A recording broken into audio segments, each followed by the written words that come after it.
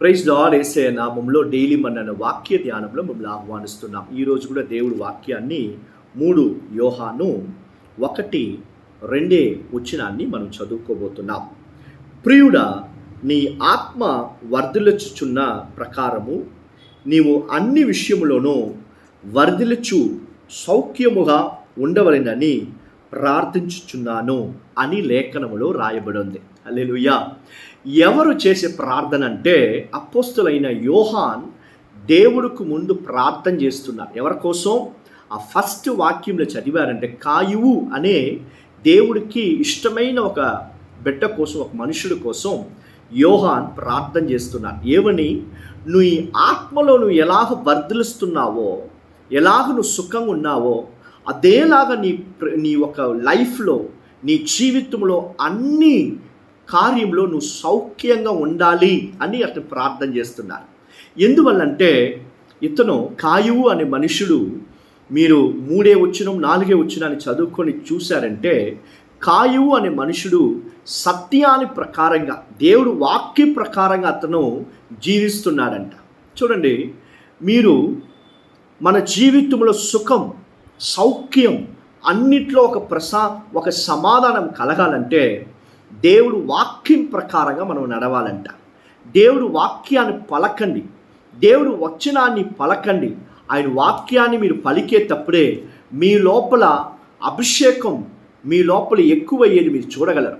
ఈ వాక్యాన్ని మీరు ఎప్పుడంతా విశ్వాసముతో ప్రతిరోజు యేసయ్యా నాతో మాట్లాడని చెప్పి మీరు చదివేటప్పుడు, ఇదేదో ఒక కథ పుస్తకం కాదండి. This is not just the book of history, this is the book of prophecy.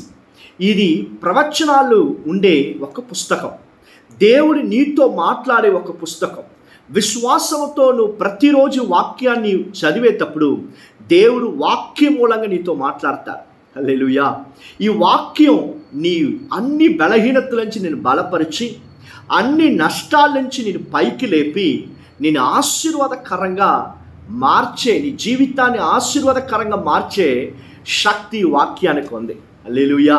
క్రీస్తునందు ప్రియులారా, ఆసక్తితో ఈ వాక్యాన్ని నువ్వు చదివేటప్పుడు నీ జీవితంలో అన్ని కార్యాలు సౌఖ్యముగా ఉండేది నువ్వు చూడగలవు.